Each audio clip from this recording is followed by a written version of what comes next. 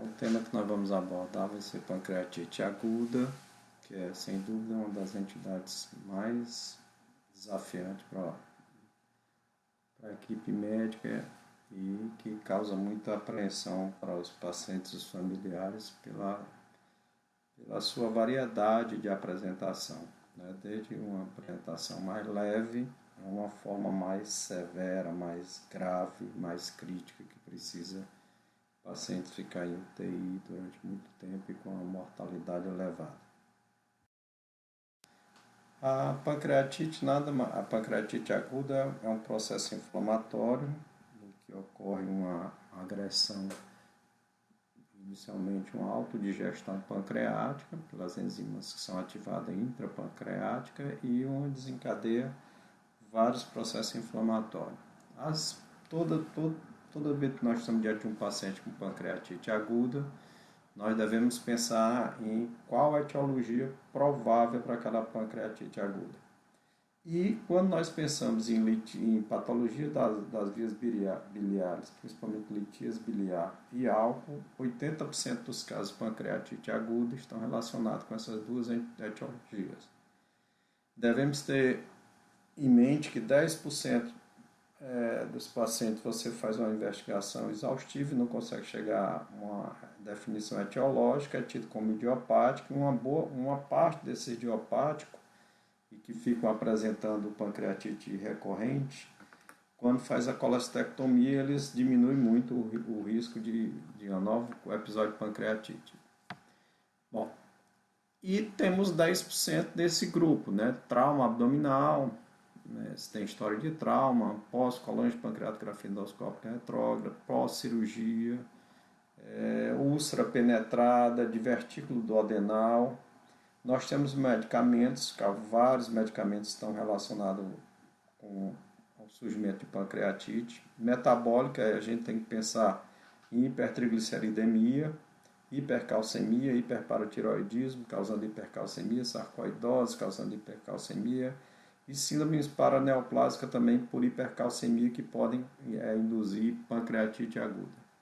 Não devemos esquecer das etiologias infecciosas, como cachumba, e aí você tem um quadro de comprometimento das glândulas salivares, né,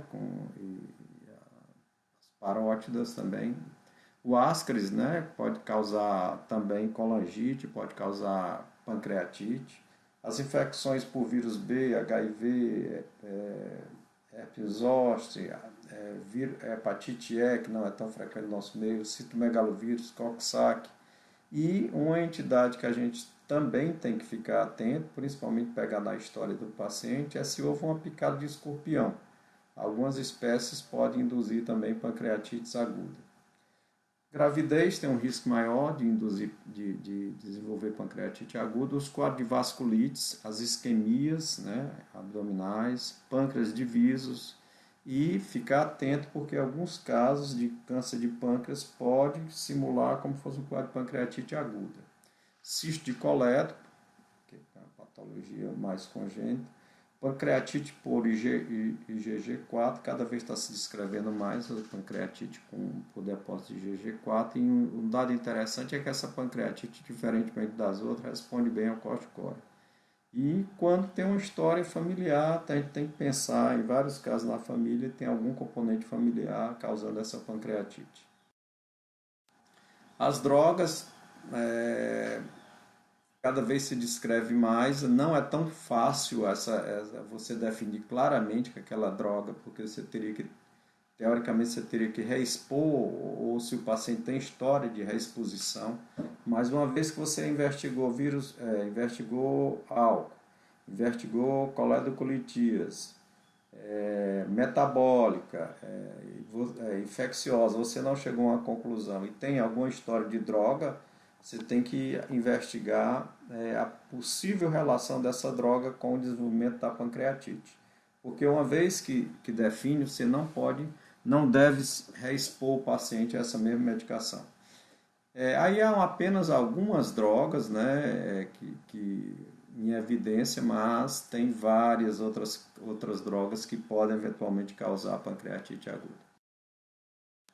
Sem dúvida nenhuma, a patologia da árvore biliar, a principal etiologia da pancreatite aguda, eu posso ter um quadro de colecistite aguda, e quando eu tenho uma coledocolitíase é que eu tenho um risco maior de desenvolver pancreatite. Eu posso ter microcálculos e às vezes não passar desapercebido, por isso é que o ultrassom abdominal, embora ele tenha uma limitação, mas ele é um exame útil para investigar os pacientes com dor abdominal, né? Embora ele tenha uma certa limitação quando tem muito gás e possa não detectar coledocolitíase em alguns casos, né?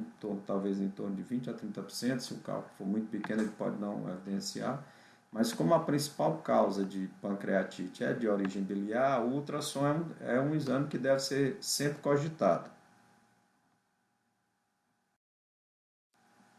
E aqui, falando um pouquinho da etiopatogenia, né, o que ocorre, na verdade, é uma ativação prematura da tripsina causada por injúria das células acinárias e ductais. Então, tem um tripsinogênio com a tripsina B, eles têm uma colocalização e há uma ativação da tripsina. Então, há uma ativação intracelular pancreática nas células acinárias e ao mesmo tempo ocorreria também por um aumento da liberação de cálcio uma ativação do fator NF-κ. E esse fator é que faria uma atração e ativação de leucócitos, macrófagos, linfócitos, né?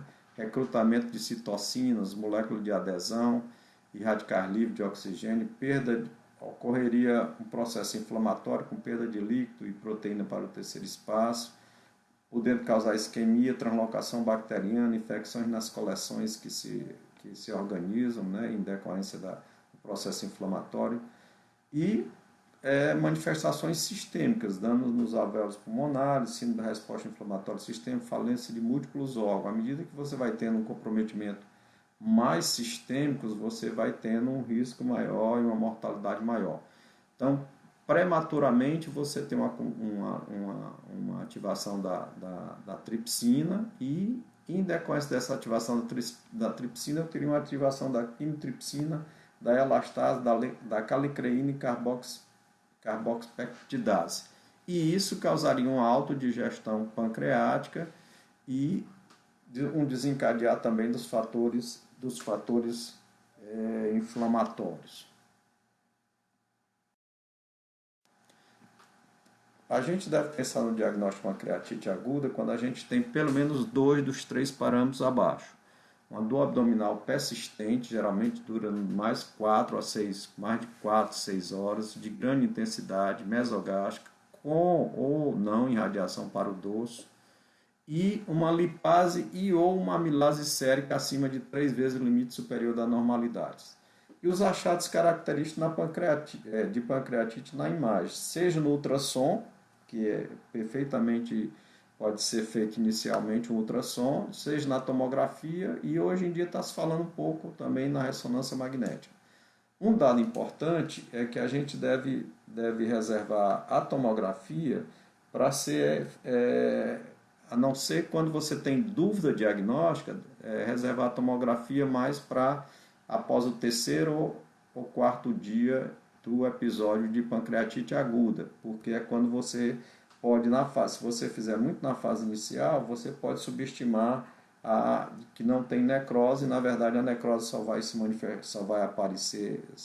ter manifestação radiológica ou tomográfica ou na ressonância magnética de 3 a 7 dias após o início dos sintomas.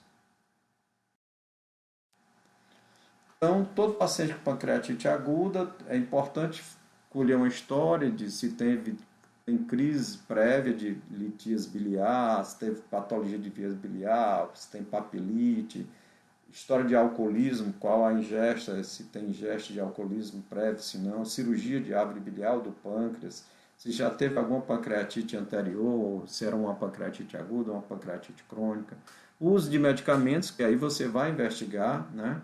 Se tem dislipidemia, também é importante. Traumas, teve algum trauma recente, se fez alguma colônia pancreatografia endoscópica retrógrada, se tem história familiar, história de infecção, picada de escorpião. E naqueles pacientes com perda de peso, associada a dor lombar, depressão, uma icterícia importante, com a perda de peso importante, tem que ter cuidado com a possibilidade de que essa manifestação de pancreatite, na verdade, é uma neoplasia pancreática.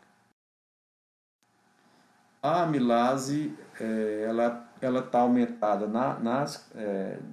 principalmente em doenças pancreáticas, mas na pancreatite aguda, no pseudocisto pancreático, na pancreatite crônica, não tanto quanto na pancreatite aguda, mas eventualmente também nas neoplasias pancreáticas.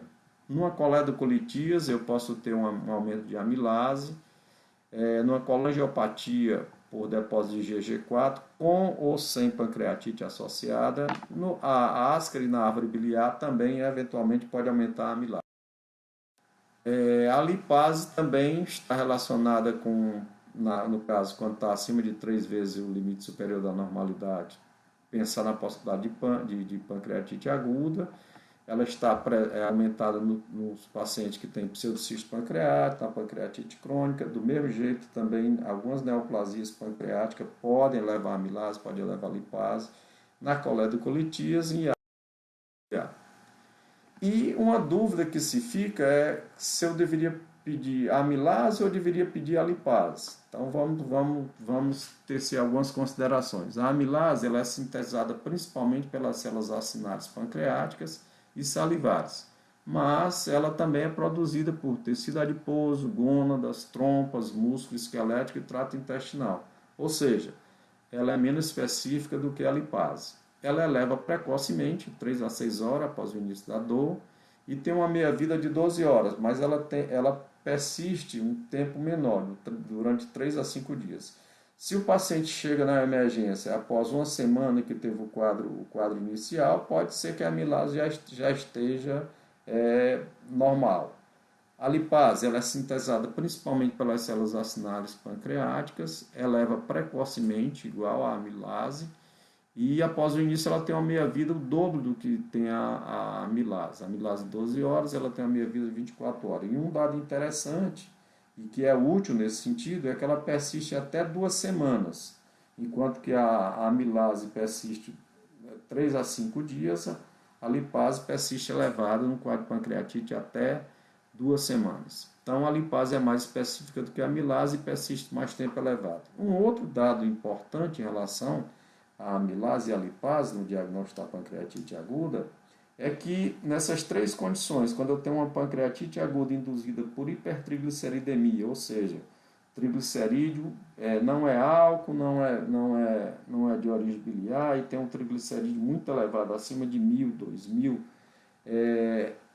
eu posso ter uma amilase normal e paciente que tem pancreatite alcoólica recorrente, posso também ter uma amilase inteiramente normal e, como nós chamamos a atenção, na determinação tardia da amilase, ou seja, 4 a 6 dias após os sintomas, eu posso ter uma amilase normal, mas nessas 3 condições a lipase ela provavelmente não, ela estará elevada e vai ser muito útil para o diagnóstico. Nós acabamos fazendo a dosagem das duas, né? Mas assim, a lipase ela é mais específica do que a amilase no diagnóstico de pancreatite. Nós vimos que a amilase ela tem origem em outros órgãos, por exemplo, nas glândulas salivares, na parotidite. Eu posso ter aumento de amilase no abdômen agudo, por isquemia mesentérica, por obstrução, por perfuração, na apendicite aguda. Em outras condições, como na insuficiência renal, na macroamilasemia, no alcoolismo mesmo sem pancreatite, no grande queimado, choque, hipotensão, cirurgia cardíaca, hepatite fulminante, tumores de ovário, de colo, carcinoma de pulmão, mama, cetoacidose diabética, acidose metabólica, hemorragia intracraniana, HIV e AIDS. Todos esses casos podem aumentar a amilase. Claro que eu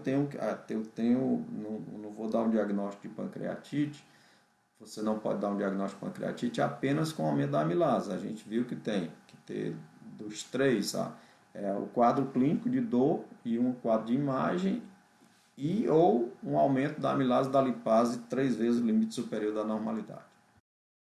A lipase, por sua vez, ela também pode ter origem não pancreática, né? Na isquemia mesentérica, na obstrução, na semioclusão, na perfuração, ou seja, em quadros agudos que entram no diagnóstico diferencial que nós vamos ver de pancreatite também. Na apendicite aguda, na insuficiência renal, na macrolipasemia, no alcoolismo mesmo sem pancreatite, no grande queimado, no choque, na hipertrigliceridemia. Aqui a lipase vai ser muito útil porque a amilase pode estar inteiramente normal. O quadro clínico da pancreatite aguda predomina a dor abdominal, mas essa dor ela pode passar desapercebida em até 10% dos casos, né? Qual é a característica da dor? Em geral, é uma dor contínua, de forte intensidade, localizada em geral no epigástrico, podendo irradiar-se para o dorso. O paciente geralmente fica inquieto. Alguns pacientes assumem a posição maometana, que é a flexão do joelho de encontrar o tronco, porque isso dá um certo alívio. E um dado interessante é que o achado ao exame físico é desproporcional à intensidade da dor. Ou seja, quando você vai examinar o paciente, ele tem você até às vezes acha que o paciente está simulando, se você não prestar muita atenção aos outros dados, né? Pode estar associado também náuseas, vômito, taquicardia, febre, choque, taquicardia, hipotensão, ilho, por distensão de alça, massa abdominal, icterícia, sinais de irritação peritoneal. E lembrar de sempre fazer um exame físico completo, porque nesses pacientes com pancreatite não o achado de derrame pleural na base esquerda é um dado importante, inclusive, do ponto de vista de prognóstico. E os sinais de sino da resposta inflamatória sistêmica pode estar presente, e isso é um dado que fala a favor de maior gravidade. E o sinal de Grey-Turner, que é equimose nos flancos, e de Cullen, que é uma equimose periumbilical, ele não é característico da pancreatite aguda, pode estar presente, inclusive está presente numa minoria dos casos. Então, aqui mostrando o sinal de Cullen, que é uma equimose periumbilical, e o sinal de Grey-Turner, que é uma equimose nos flancos. O diagnóstico diferencial da pancreatite aguda, como nós já vimos, é com colestite aguda, com coledocolitis, com colangite, úlcera péptica perfurada ou penetrada, apendicite aguda, obstrução ou semioclusão de vísceras ocas, isquemia mesentérica, infarto agudo do miocárdio, perfuração de víscera oca, hepatites fulminantes, porque pode elevar a amilase, né? Vasculites mesentéricas e a apendagite, que é menos frequente o diagnóstico diferencial com apendagite, que é uma inflamação do apêndice epiploico. E a gente deve se valer dos exames complementares. Nós vamos ver que esses exames complementares eles são úteis, inclusive, na avaliação prognóstica do paciente. Dosagem de cálcio, sódio, potássio, magnésio, albumina. O triglicerídeo a gente pede nos casos em que você tem uma suspeita de hipertrigliceridemia. Ele não faz parte da rotina inicial. LDH, a ureia, a creatinina, a gasometria, a ALT, a ST, hemograma, glicemia, fosfatase, gama-GT, que vão dar parâmetros para pensar em causa obstrutiva. A proteína C reativa e a procalcitonina. A procalcitonina é importante. O problema da procalcitonina vai ser a história do preço e a disponibilidade onde você se encontra. Então, triglicerídeos e procalcitonina é na exceção. As outras a gente pede de rotina. E, logicamente, vamos ter que fazer os métodos de imagem ou método endoscópico. Uma radiografia simples de abdômen, em AP e decúbito dorsal é muito importante para diferenciar de outras causas de abdômen agudo, como causa obstrutiva, pneumoperitônio, radiografia de tórax pode evidenciar derrame pleural ou pleurite ou pneumonia, simulando um quadro também de dor abdominal. Ultrassom abdominal tem suas limitações, mas é um exame útil, principalmente no caso quando eu estou com a suspeita maior, que é coledocolitíase. Embora o ultrassom normal não afasta coledocolitíase, mas quando tem dilatação de árvore biliar e ele detecta dilatação de árvore biliar, é um dado que sugere realmente que tem uma patologia obstrutiva. A tomografia de abdômen deve ser feita, quando for feita, deve ser feita com contraste e, como nós vimos, o ideal é que você faça 3 a 5 dias após o episódio agudo de pancreatite, porque você pode subestimar o quadro de necrose pancreática que leva um tempo para ser visível à tomografia. A ressonância magnética tem ocupado um espaço também, mas de um modo geral, preferência na ultrassom e a tomografia. E o ultrassom endoscópico, nos casos em que você é um paciente que tem pancreatite de repetição, pancreatite idiopática, que tem uma fosfatase, um gama-GT elevado, e você suspeita que possa ter uma coledocolitíase, teria indicação de fazer o ultrassom endoscópico. E a colangiopancreatografia endoscópica, ela hoje está mais reservada para a terapêutica. Então, diante de um paciente com pancreatite aguda, nós temos uma pancreatite do ponto de vista morfológico. Pancreatite edematose intersticial e pancreatite necrotizante. A grande maioria das pancreatites agudas são edematose intersticial, 80 a 90% dos casos, né? Elas geralmente são autolimitadas, você tem que fazer a conduta, tratar dor, fazer uma boa analgesia, hidratar bem os pacientes. Geralmente cursa sem grandes comprometimentos, mas eventualmente você pode ter falência transitória de órgãos e ter uma baixa mortalidade. Por outro lado, a pancreatite necrotizante ocorre em 10 a 20% dos casos e apresenta quando você tem mais do que 30% do parênquima sem captar contraste e tem uma elevada mortalidade, inclusive chegando até 30% a 50% quando tem essa necrose pancreática, tem infecção nessa necrose pancreática e falência de múltiplos órgãos, pode ter uma alta mortalidade. Então, essa é uma classificação morfológica. Nós temos a pancreatite edematose intersticial, né, que em geral ela é autolimitada, mas quando persiste o processo inflamatório e há um acúmulo líquido agudo pancreático, né, nas primeiras 4 semanas, geralmente é um líquido fluido fora do pâncreas, sem ou com parede incompleta, né? Quando esse acúmulo líquido agudo pancreático ele é autolimitado, o paciente pode evoluir, melhora clinicamente, é autolimitado. Mas quando ele persiste, mais do que 4 semanas, ele vai formar uma parede, né, e vai formar o pseudocisto, que em geral ele é localizado fora do pâncreas. E o pseudocisto, a sua característica é que ele é homogêneo. Por outro lado, aqui 80% dos casos são pancreatite edematose intersticial. O outro lado morfológico da pancreatite, a forma de apresentação, é a pancreatite necrotizante. Essa é mais grave. Então você tem necrose no tecido pancreático, necrose peripancreática ou necrose peri e no tecido pancreático. Ou seja, necrose no tecido pancreático, necrose peripancreática ou necrose no tecido peri e no pâncreas. Então, quando essa necrose ela persiste nas primeiras 4 semanas, forma uma coleção necrótica aguda, geralmente é um fluido heterogêneo, aqui é um fluido homogêneo, dentro ou fora do pâncreas, sem ou com parede incompleta. Então, aqui é acúmulo líquido agudo pancreático, aqui é coleção necrótica aguda. Quando esse processo ele é autolimitado, ou se ele é autolimitado, resolveu o problema, mas quando ele persiste por mais de 4 semanas, vai formar a necrose pancreática delimitada, também conhecido do inglês wall-off necrose, ou WON.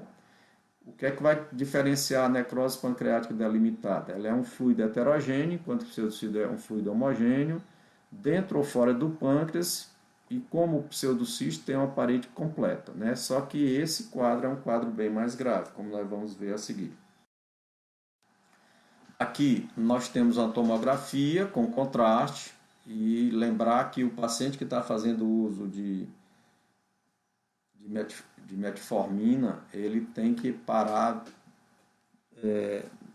2 dias antes e 2 dias após para fazer o contraste venoso, porque tem risco de causar lesão renal.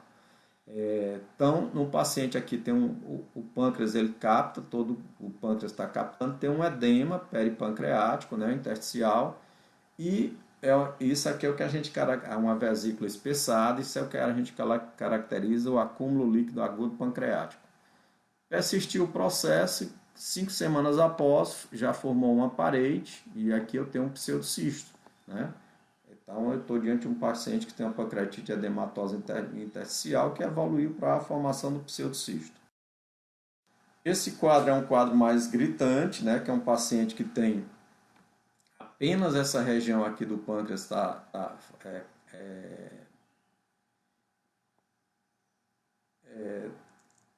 tem sua captação, aqui tem uma necrose importante pancreática, né? Então aqui é uma coleção necrótica aguda, não tem parede, persistiu mais do que 4 semanas, forma uma parede e aí forma a necrose pancreática delimitada. Essa aqui especificamente com quadro infeccioso, né? Com infecção, mostrando gás dentro dessa necrose pancreática delimitada.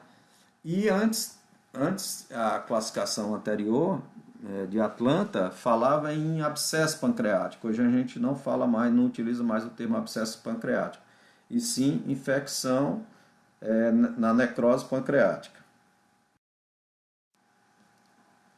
Aqui nós temos um paciente que tem uma captação boa do contraste, tem um pouco de acúmulo líquido, né, em A, um acúmulo líquido B e C, e aqui uma resolução total dessa quantidade do acúmulo. Ou seja, não houve uma involução do processo, não desenvolveu o pseudocisto, que seria uma das complicações.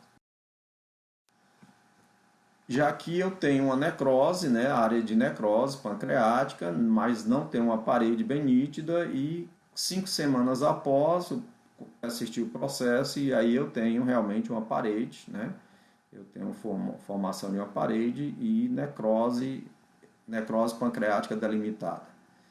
Então essa é a diferença dessas duas entidades, a pancreatite edematosa intersticial e a pancreatite necrotizante e as suas evoluções. Mais uma vez, aqui nós temos a pancreatite edematosa intersticial. Eu tenho um pâncreas que tem um pouquinho só de alteração aqui, mas ele capta bem o contraste e persistiu por mais de 4 semanas, formou um pseudocisto pancreático. Nessa aqui de baixo eu tenho áreas que capta contraste, mais áreas de necrose pancreática, com líquido peripancreático, com coleção peripancreática. Isso caracteriza uma pancreatite necrotizante. Eu tenho uma coleção necrótica pancreática que evoluiu e formou uma parede, né? E formou uma necrose pancreática delimitada, que é bem mais grave. Então, nós temos hoje duas classificações, né? A classificação de Atlanta, que foi na década de 90, ela classificava a pancreatite, na severidade da pancreatite aguda, em leve e grave. Leve e grave, quando é que ela classifica ali como leve? Quando sem falência orgânica e sem complicação local. Não tinha essa classificação, e a grave era a falência orgânica e ou complicação local. E ainda falava em abscesso pancreático, né? A revisão da classificação de Atlanta ocorreu em 2012, e aí eu tenho classificação leve, sem falência orgânica, sem complicação local ou exacerbação da comorbidade, que antes não tinha na classificação de Atlanta. E acrescentou em relação à classificação de Atlanta esse termo moderadamente grave. O que seria moderadamente grave? Falência orgânica transitória, quando menor do que 48 horas, complicações locais e ou exacerbação da comorbidade. Então, falência orgânica transitória, então é moderadamente grave. E o termo grave é quando essa falência orgânica ela é persistente, ou seja, durou mais, mesmo com as medidas, a falência orgânica persistiu por mais de 48 horas, é grave. E a classificação baseada nos determinantes, que também foi em 2012,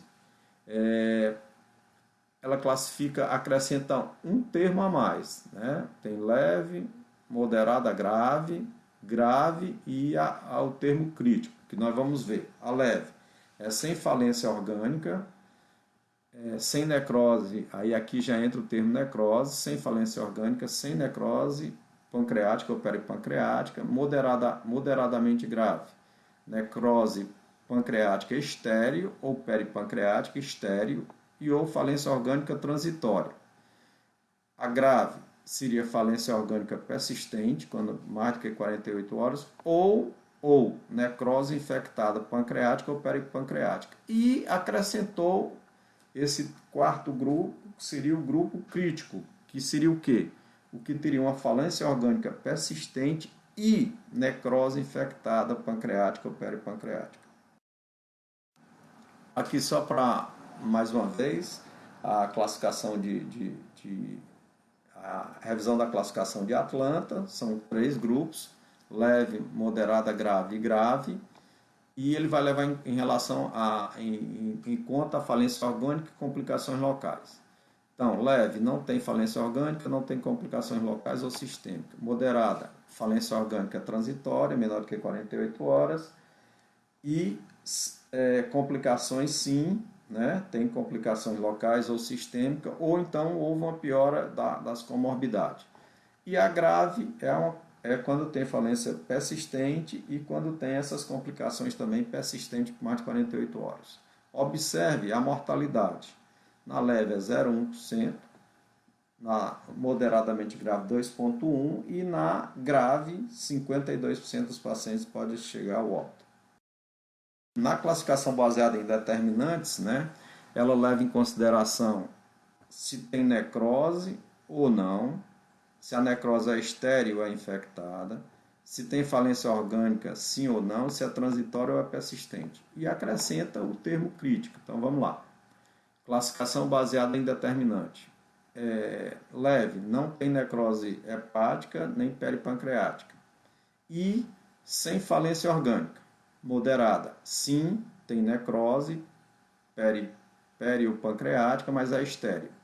E tem uma falência orgânica transitória. E ou grave, sim, tem necrose peripancreática ou pancreática, só que é infectada. Ou tem uma falência orgânica persistente.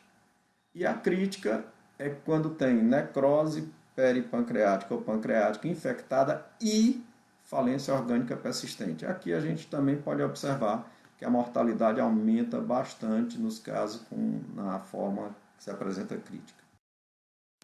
Aqui mostrando o ultrassom abdominal, que é um exame que é muito útil também mesmo com as limitações, é muito útil, principalmente quando eu estou suspeitando de pancreatite aguda de origem biliar e principalmente para acompanhamento de pseudocisto pancreático, né? Um espessamento de parede de vesícula. Aqui uma colédocolitise com dilatação do colédoco. Aqui mostrando uma tomografia com espessamento da parede da vesícula, uma ressonância magnética também mostrando o espessamento da parede da vesícula com vários cálculos. Aqui a radiografia simples de abdômen é importante, porque aqui mostrando uma alça sentinela, que é uma pancreatite aguda, com um processo inflamatório no nível da alça, uma alça sentinela. E aqui, na verdade, é um paciente com pancreatite crônica que agudizou. Então, é importante ver a presença de calcificação pancreática, falar a favor de álcool ou de origem familiar também, que tem as calcificações. E também, a presença da calcificação fala a favor de que é um processo crônico que agudizou. Aqui uma colangio-ressonância mostrando colédocolitise com dilatação do colédoco. Aqui os vários métodos, né? Na radiografia simples você já vê cálculo, que não é tão frequente, você vê cálculo. Aqui na ultrassom abdominal com vários cálculos, na tomografia e na ressonância magnética. Então né? Agora um dado interessantíssimo, a ultrassom abdominal com a evidência de dilatação de árvore biliar é muito específico, está aqui, dilatação de árvore biliar. Entretanto, em 20 a 30% dos casos, pode não detectar colédocolitise pela limitação do método. Então, se tem dúvida, se tem fenômenos colangite, se tem fosfatase alcalina, gama-GT elevada, amilase e lipase elevada, e você acha que é uma coledocolitíase, você ou faz uma colangiossonância, que é aqui mostrando exatamente um cálculo no cístico e um cálculo no colético, ou faz um ultrassom endoscópico. Então aqui ultrassom mostrando uma coledocolitíase e cálculo aqui, uma colangiossonância, cálculo na vesícula, colelitíase e uma coledocolitíase com dilatação da árvore biliar. A colangiossonância mostrando o aspecto normal e uma colangiossonância mostrando uma dilatação da árvore biliar com o colédoco afilado, né, e uma dilatação do ducto pancreático. Uma colangiossonância com colelitíase e coledocolitíase, né, muito bem representada aqui apenas coledocolitíase, em um outro caso. Aqui tinha colelitíase, a vesícula com cálculo, e coledocolitíase. É interessante a ressonância magnética, ela na tomografia você não vê tão nítido os dois componentes. Aqui a gente está vendo que tem um componente hipodenso, né? Mas aqui você percebe perfeitamente que tem um componente líquido, já que é uma ressonância em T2, e tem um componente sólido, né? Mostrando que aqui realmente é uma necrose, tem necrose pancreática. Então isso não é um pseudocisto, porque tem um componente líquido e tem um componente necrótico embaixo. Isso é muito bom para ver o ultrassom e a ressonância tem maior acurácia em mostrar esse componente da coleção. Aqui mostrando uma das causas, né, que é um ascre na via biliar, né, com o ascre sendo retirado, que pode perfeitamente aumentar a amilase, pode aumentar a lipase, e é causa de pancreatite também. Aqui o sinal das 4 linhas, né, eu tenho aqui um corte no ultrassonográfico, eu estou vendo inclusive a mobilização, dependendo das várias imagens, do ascre dentro da árvore biliar, dentro da vesícula. Então, isso é um dado quando presente, fala a favor de ascaridíase na árvore biliar. Cuidado, né? Esse paciente é um paciente que tem uma dilatação do ducto pancreático, tem uma imagem hipodensa na cabeça do pâncreas, e cuidado que as neoplasias epiteliais pancreáticas são hipodensas, elas captam, mas não captam de uma forma irregular. E aqui mostrando o mesmo aspecto, uma dilatação da árvore biliar, com o paciente que pode apresentar amilase e lipase elevadas, icterícia, mas aqui não é uma pancreatite aguda inflamatória, sim uma pancreatite aguda num paciente com neoplasia pancreática. Esse é um outro caso, um paciente que teve um dor abdominal, náuseas, vômito, distensão abdominal e realmente tinha isquemia, né? E você percebe perfeitamente isquemia mesentérica, que pode aumentar a amilase e a lipase também. Aqui um ultrassom endoscópico mostrando um cálculo e um cálculo impactado aqui na papila. Aqui mostrando um cálculo, uma coledocolitíase, que passou desapercebido através do ultrassom abdominal, e aqui também um outro cálculo no colético terminal.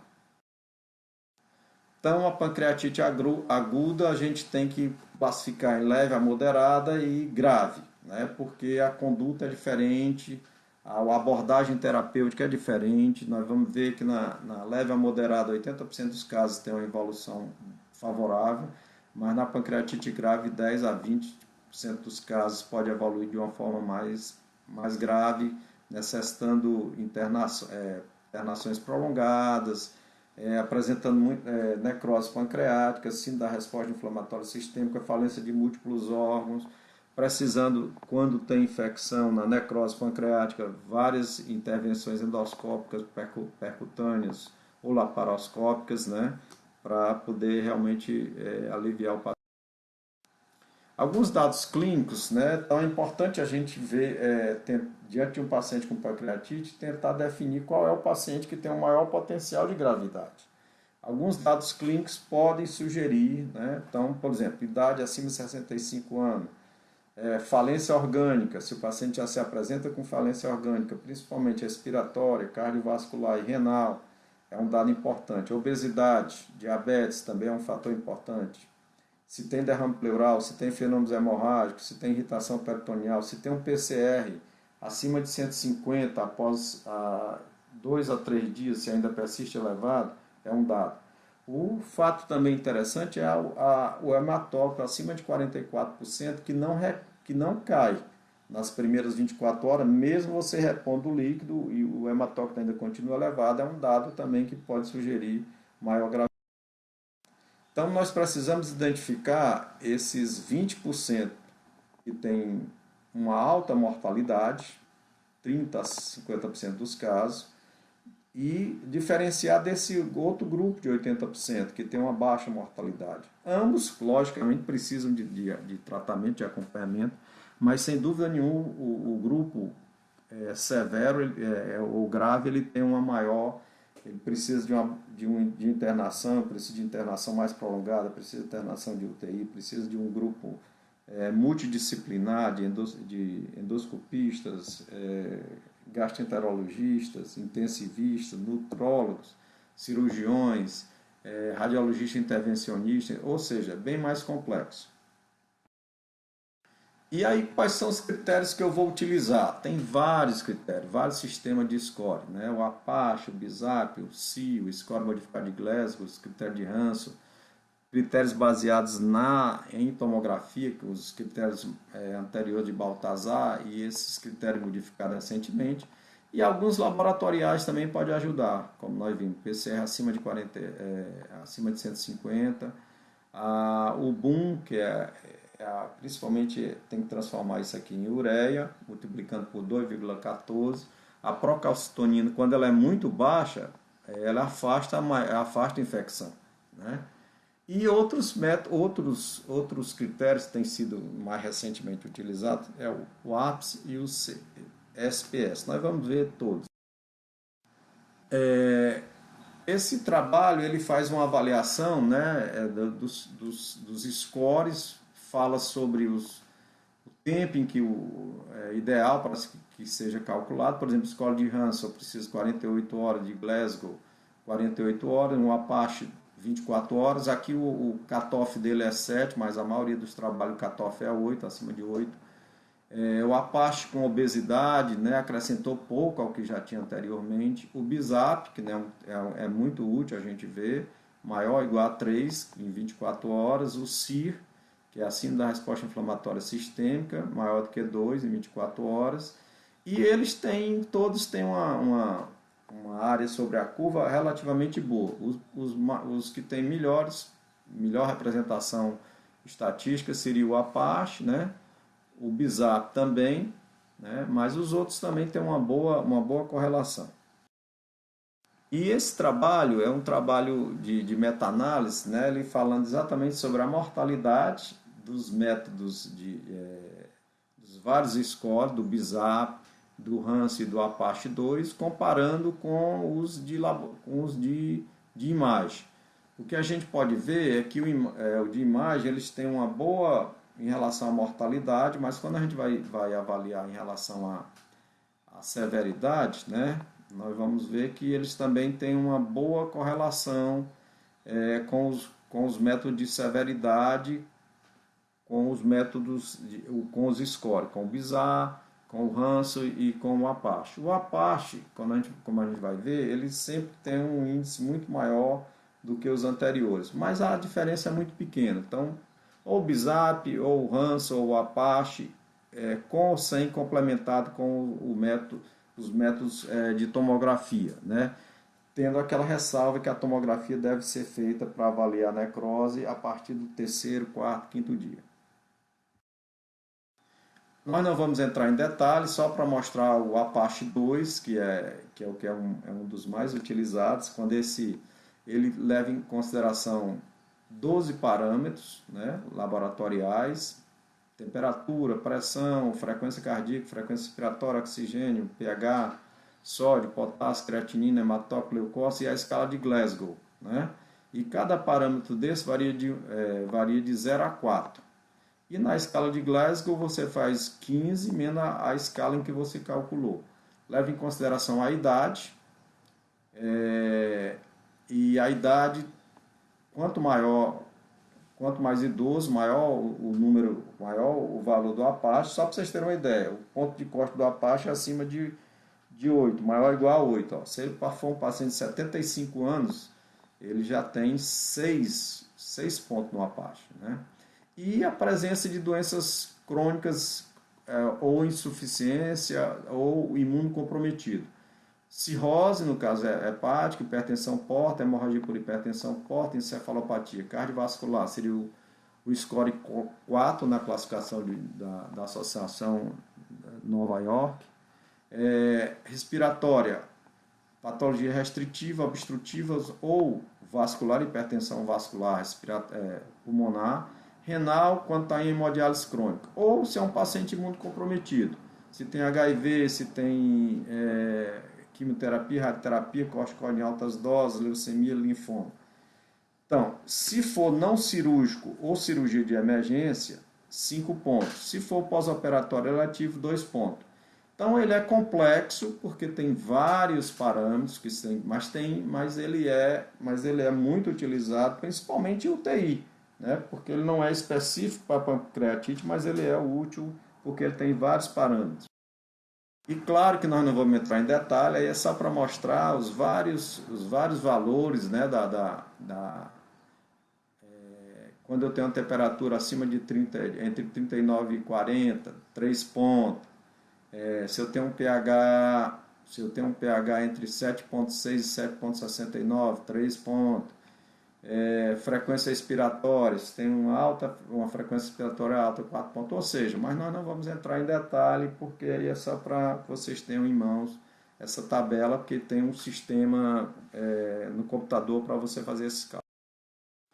O score BISAP é muito útil porque ele é simples de calcular, né? É o mnemônico do BUM, e o BUM não é a ureia, né? A ureia você tem que multiplicar por 2,14, então o que a gente faz na verdade é a ureia.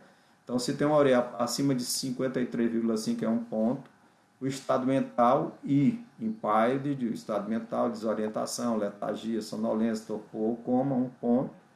Presença de síndrome da resposta inflamatória sistêmica quando ela é maior do que 2, ou seja, 1 ponto.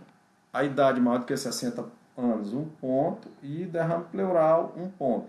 Quando eu tenho 3, eu tenho uma alta performance para avaliar a mortalidade nesses pacientes. Então, é um score relativamente simples, porque usa os parâmetros, o BUM, na verdade a ureia, alterações mentais, síndrome da resposta inflamatória sistêmica, a idade e pleural, BISAP. E aqui esse trabalho mostrando que um BISAP acima de 3 tem uma alta mortalidade, né? Vai aumentando gradativamente à medida que quando eu chego em 5 eu tenho uma elevada mortalidade nas primeiras 24 horas, eu já posso colher esses dados. Acima da resposta inflamatória sistêmica, né, que ela leva em consideração 4 parâmetros: a frequência cardíaca, a temperatura, quadro respiratório e leucócito. E é interessante lembrar que ou leucocitose ou baixa de leucócito, né? Então, cada parâmetro desse vale 1 ponto. Quando eu tenho mais do que 2, quando eu tenho mais de 2 sistemas desses comprometidos, eu estou diante de um dado importante acima de 2, maior ou igual a 2, é um dado importante para a maior gravidade do paciente com pancreatite. O SOFA já é um mais complexo, mas a partir de 2, né, qualquer parâmetro desse a partir de 2, ciência respiratória, cardiovascular, leva mais em consideração o renal, né, o fígado nem tanto, não é tão valorizado nesses outros sistemas, e o neurológico e plaqueta, mas então o SOFA é mais complexo. A gente utiliza mais os critérios de Marshall modificado, né, que é a falência orgânica, porque leva em consideração 3 sistemas orgânicos: respiratório, uma PaO2, FiO2 maior do que 400, nenhum ponto, e aí eu tenho um sistema de pontuação. Comprometimento renal, quando é acima de 1,9, 3,6, 2 pontos. Cardiovascular, quando eu tenho PA sistólica maior do que 90, né, nem 1 ponto, menor do que 90, mas que responde a fluidos, 1 ponto. Não respondedor a fluidos, eu tenho 2 pontos, menor do que 90, com pH baixo. E menor do que 7,3, 3 pontos, e menor do que 4, menor do que 7,2, 4 pontos.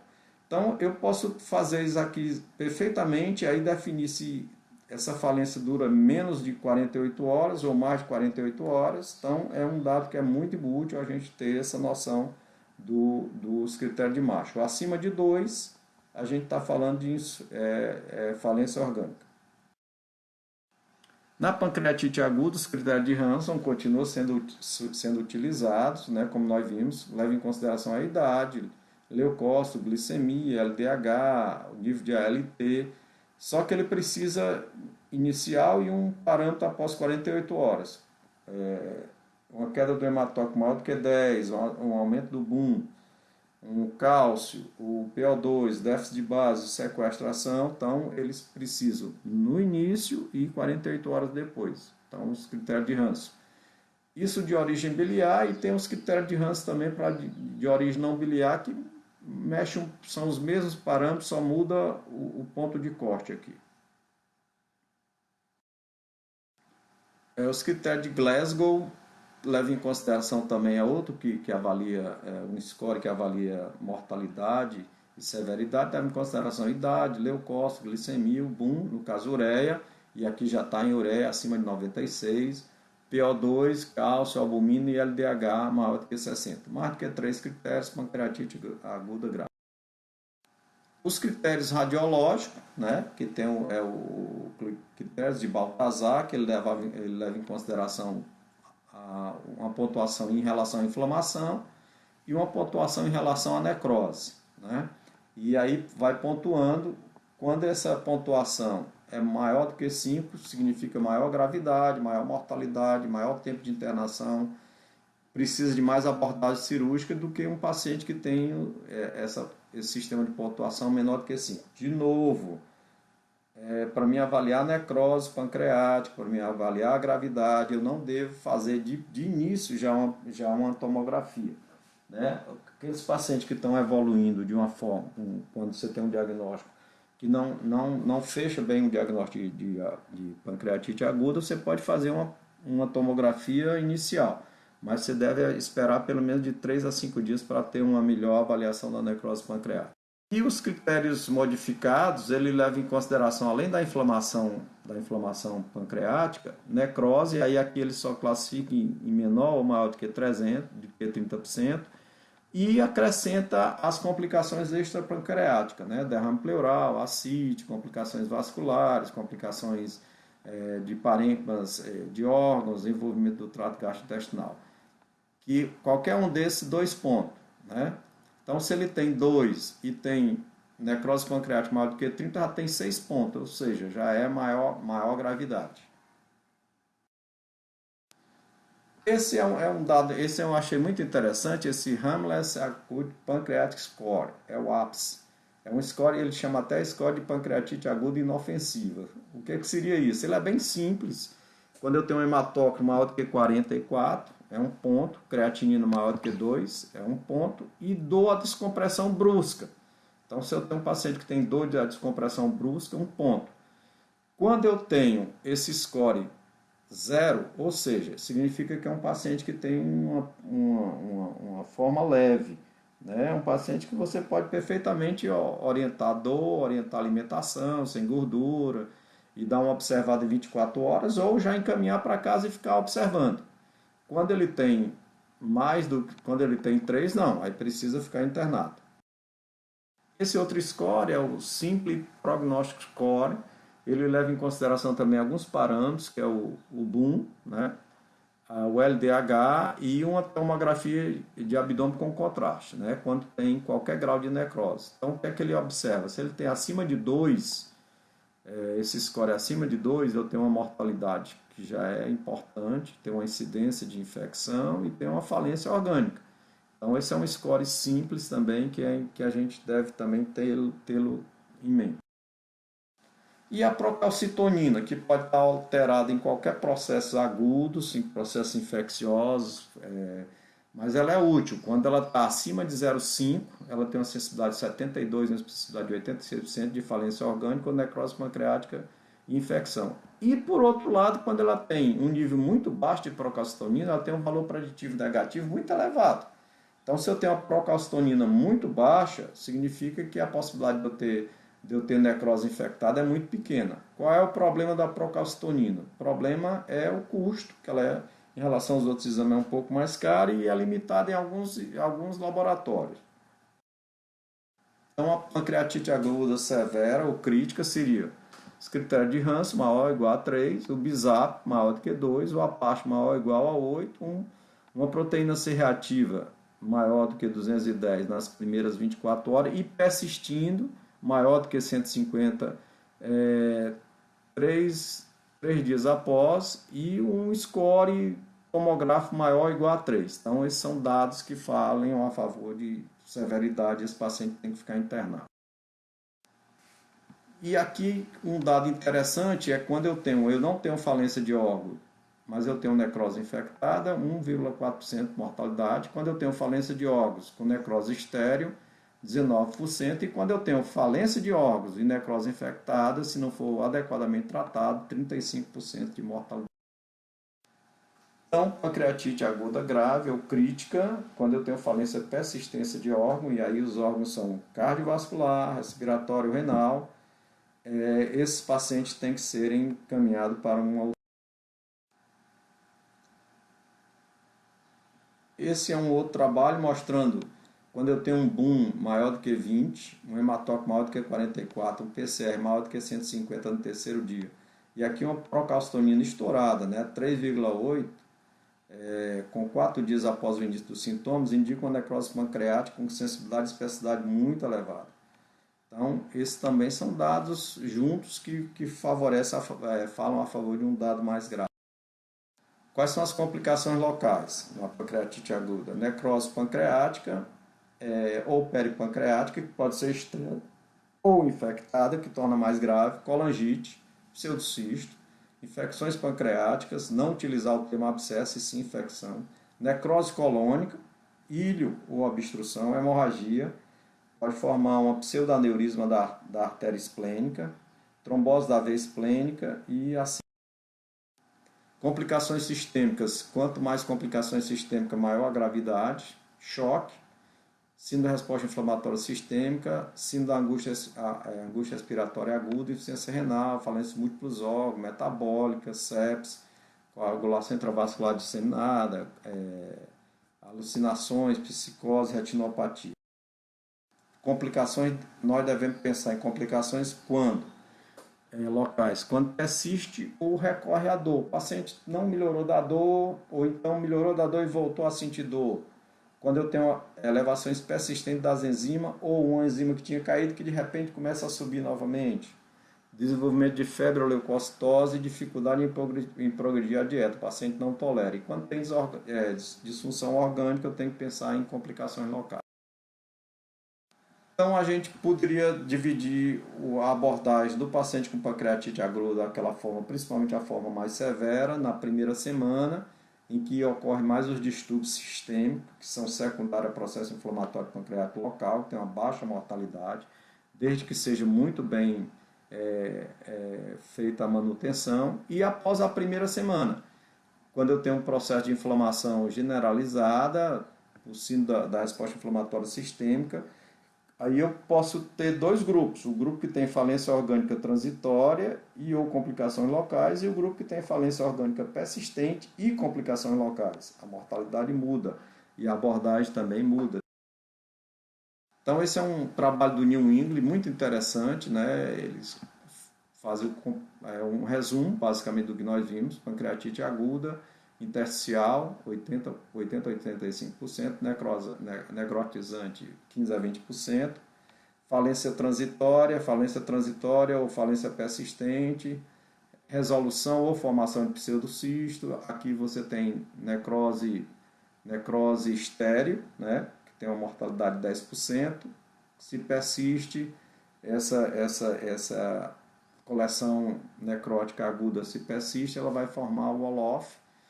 E quando tem infecção, aqui como bem visto, aumenta muito a mortalidade. Então o que é que a gente tem que fazer? Né? Tem que fazer nas primeiras 24 horas, são fundamentais uma boa hidratação, medida de suporte clínico, analgesia, dieta zero, 1 a 2 dias, não se faz mais aquela dieta zero prolongada. Avaliação da tolerância alimentar precoce, no primeiro e segundo dia já tenta fazer uma dieta oral, via tolerância paciente. E naqueles pacientes que têm infecção comprovada, que geralmente ocorre a partir da primeira semana, se realmente tem infecção comprovada, antibiótico terapia. Não se faz antibiótico profilaxia para evitar que haja. Então é mais ou menos isso que está esse trabalho do New England, é muito representativo na admissão, agressiva ressuscitação de líquidos. Isso mostra que faz a diferença, porque diminui a mortalidade. Na primeira semana, né, se o paciente não, após 2, 3 dias em jejum, você tenta realimentar ele, não tolera alimentação, você começa uma nutrição enteral, e aí tanto faz sonda nasogástrica como sonda nasoenteral como nasogástrica. Se o paciente demonstra, à medida que ele vai persistindo, ele não houve a resolução do quadro dele e persiste as complicações e tem sinais de infecção, tem indicação de usar antibiótico. Naqueles que têm necrose infectada, a gente vai ver quais são o tratamento para essa necrose infectada. E a pancreatite biliar? Quando é que a gente tem indicação de fazer a cirurgia da vesícula? Na pancreatite de origem biliar leve, deve-se fazer, é consenso que a colestectomia deve ser feita ainda nessa internação. Na pancreatite de origem biliar moderada a severa, deve-se esperar de 6 semanas para realizar a colestectomia. Entretanto, aqueles pacientes que têm pancreatite biliar severa, com dilatação, obstrução biliar, com colangite concomitante, deve-se fazer uma colangiopancreatografia endoscópica retrógrada e, nesses casos, deve-se usar também um antibiótico. A abordagem nas primeiras horas é fundamental. Hoje é o ringa-lactato, faz 5 a 10 ml por quilograma por hora, EV, nas primeiras 24, 48 horas. Tem que ter muito cuidado naqueles pacientes mais críticos, para que não haja sequestro, né, e não haja sobrecarga hídrica.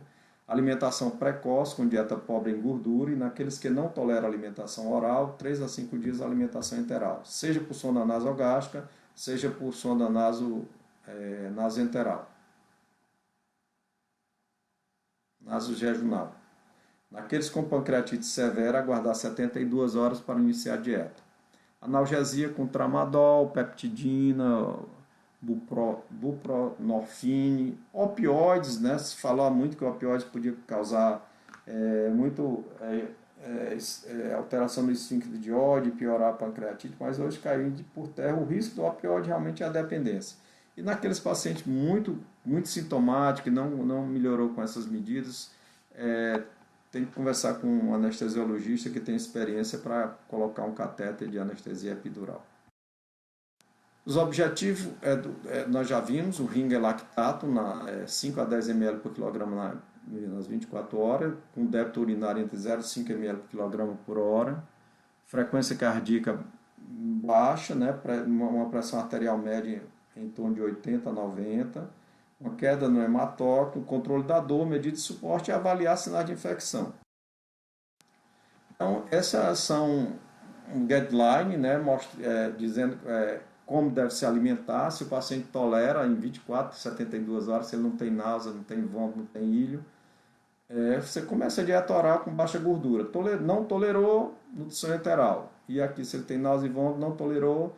Se tem algum sinal de obstrução antral, e precisa, aí nesse caso não dá para fazer sonda nasogástrica, porque tem obstrução antral. Você tenta passar por uma sonda, por endoscopia, seria nasojejunal. Né? Se consegue alimentar, né? Ou se o paciente começa a ter complicações como irritação no nariz, não está ganhando peso, aí você passa para fazer uma gastrostomia, se é um paciente que vai ter um período maior de internação, gastrostomia ou jejunostomia. E assim você vai levando. Nos pacientes em que não tolera e que não tá, e que continua não ganhando peso, mesmo com a gastrostomia ou jejunostomia, ou porque complicou a gastrostomia ou jejunostomia, que teria indicação de alimentação parenteral. Ou seja, hoje dá-se uma preferência à nutrição enteral. E ainda tem espaço para nutrição parenteral? Tem. Os pacientes que não toleram alimentação enteral, seja por obstrução, desmotilidade severa, apresenta infecção, extravasamento pela gastrostomia, não consegue repor as necessidades calóricas, tem indicação ainda de parenteral. E quando é que eu abordo a necrose pancreática? Quando ela se infecta. O ideal é que seja realizada após a 4ª semana, evitando realizar na fase inicial. Aí eu tenho drenagem percutânea ou endoscópica, cirurgias minimamente invasivas e cirurgia aberta estão cada vez menos utilizadas hoje em dia. Quando iniciar antibiótico? Só deve iniciar antibiótico quando tem uma definição de que tem necrose pancreática infectada. Quando a suspeita da infecção é muito grande, quando eu tenho presença de gás na coleção, quando eu tenho bacteremia, sepsis ou deterioração clínica. Nesse caso, deve-se usar antibiótico, preferencialmente carbapenem ou uma quinolona associada ao metronidazol, uma cefalosporina de 3ª geração associada a metronidazol. Não usa-se hoje em dia profilaxia antibiótica para prevenir infecção. Se é uma necrose estéril, não tem indicação de fazer antibiótico profilaxia, nem antifúngico. Então aqui é um resumo na fase aguda, nas primeiras 2 a 4 semanas, na fase tardia, né? Quando tem processo necrótico infectado, tem indicação de fazer um debridamento e, a depender do local, vai fazer por via endoscópica, vai fazer por via percutânea ou vai fazer, se não resolve, cirurgicamente. E aí tem que ter uma participação do cirurgião, tem que ter uma participação de um endoscopista que tenha habilidade de tratar paciente com pancreatite. Então, se eu tenho uma necrose pancreática delimitada, estéril, né, com sintomas severos ou infectadas, se tem necrose pancreática delimitada, ou seja, tem mais de 4 semanas da pancreatite necrotizante, com mais de 4 semanas, que já fez necrose pancreática delimitada. Ela é estéril, mas tem sintomas severos ou está infectada, né? Aí devo fazer uma abordagem. Se eu tenho um componente sinal de tamanho excessivo, eu vou fazer o LAMS, que é colocar um lume, né, um stent, né, dependendo do local, entre o estômago e a coleção, guiada com ultrassom endoscópico. Por que guiada com ultrassom endoscópico? Porque você diminui o risco de sangramento, de pegar um vaso, né? E aí, a depender se tem uma grande quantidade de debris, sim, necrosectomia endoscópica direta, né, até a resolução. Se não, eu deixo esse stent, né? Se a colocação é extensa para goteira paracólica, não vai dar para colocar esse stent, não vai dar para colocar esse lume de aposito metal, esse stent. Então, tenho que fazer uma drenagem percutânea. E aqui tem os vários, aqui a cirurgia aberta, cada vez está se fazendo menos. A cirurgia guiada, vídeo laparoscópica.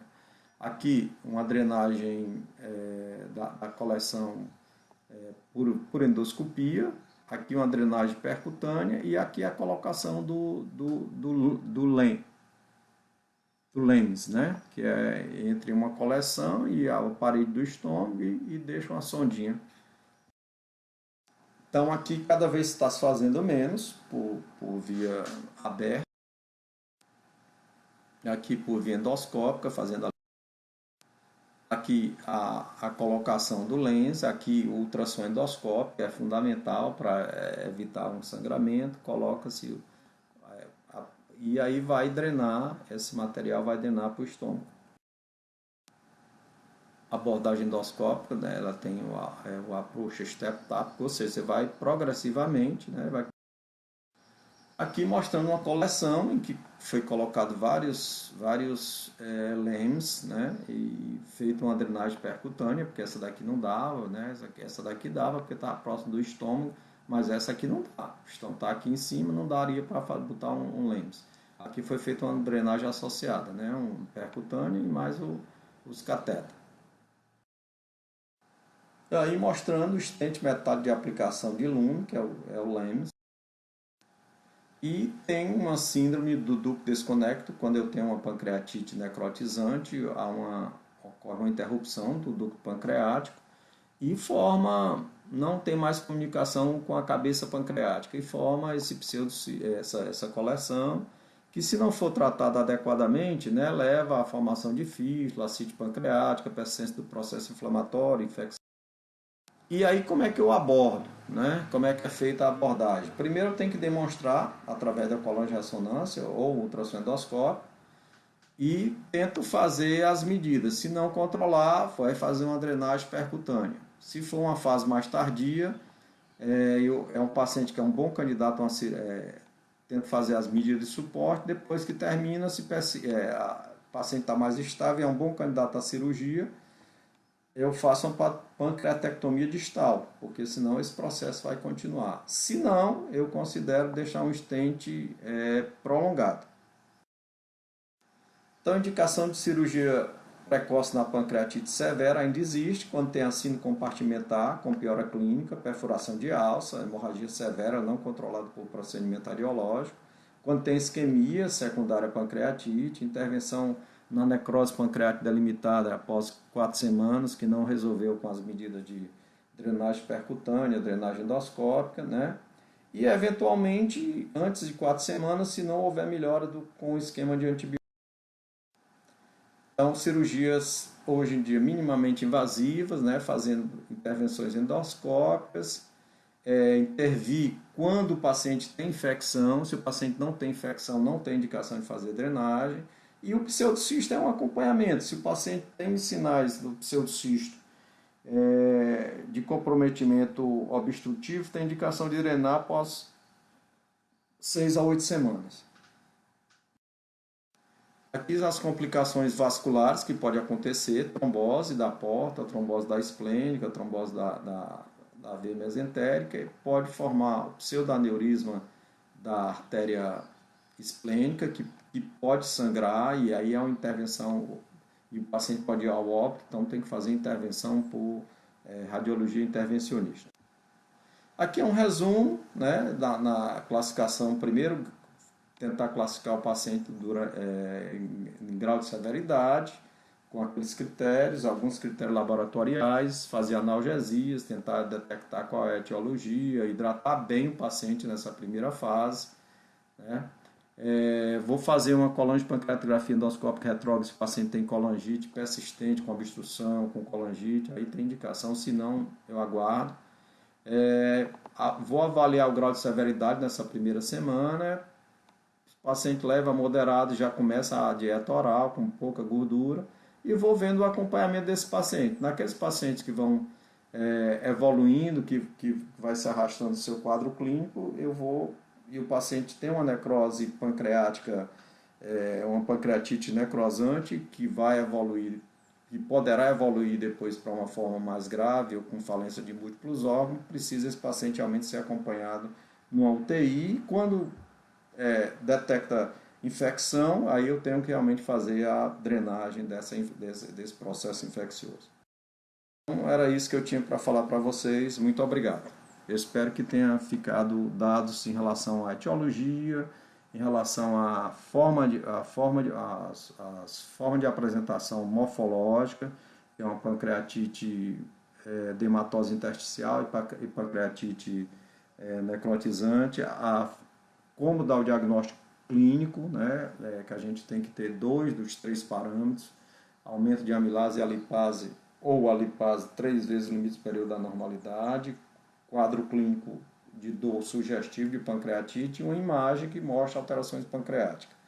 Uma vez que eu estou diante do paciente com a pancreatite, eu tenho que avaliar o grau eu tenho que avaliar a severidade e a gravidade desse paciente através dos critérios dos diversos critérios que a gente falou. Manter esse paciente diferenciar qual é aquele paciente mais leve e moderado do paciente mais grave e crítico, que o paciente grave e crítico tem que ser acompanhado por uma equipe multidisciplinar, de preferência no UTI, e fazer o controle das falências, quando presente, das falências orgânicas e a parte nutricional, e quando se houver na necrose houver infecção, fazer a abordagem adequada dessa infecção. Então era isso que eu tinha para falar para vocês. Muito obrigado.